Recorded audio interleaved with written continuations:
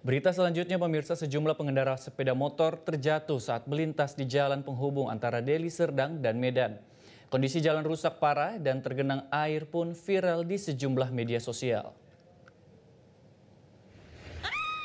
Sejumlah pengendara sepeda motor terjadi di kawasan Desa Sunggal Kanan, Kecamatan Sunggal, Kabupaten Deli Serdang, Sumatera Utara.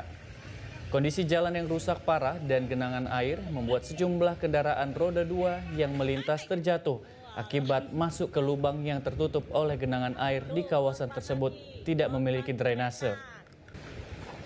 Kondisi jalan yang rusak parah dan terus tergenang air sudah hampir setahun ini pun tidak ada perhatian untuk perbaikan dari pemerintah Deli Serdang, membuat para pengguna kendaraan resah dan selalu membuat kemacetan.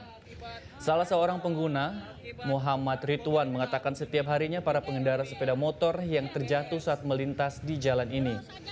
Jika pemerintah lambat dalam menangani jalan rusak parah dan tergenang air, maka warga akan melakukan aksi memblokade jalan yang menghubungkan antara Deli Serdang dan Medan.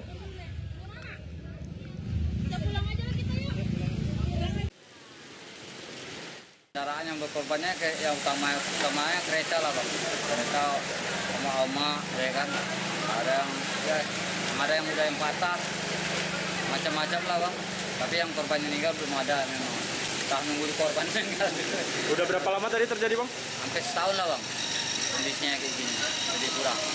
Harapan saya ya sebagusnya ya diperbaiki, ya kan, turun tempo ya kan, Kabupaten Deli Serdang ya kan. Pantaulah kamera yang di sini ya kan, jangan di dalam kota aja ya kan, kalau bisa pinggiran-pinggiran juga dipantau. Itu lagi gini kadang ekonomi orang terganggu loh, bukan gini kayak aja orang yang kecilnya yang terganggu sekarang. Jelajahi cara baru mendapatkan informasi. Download Metro TV Extend sekarang.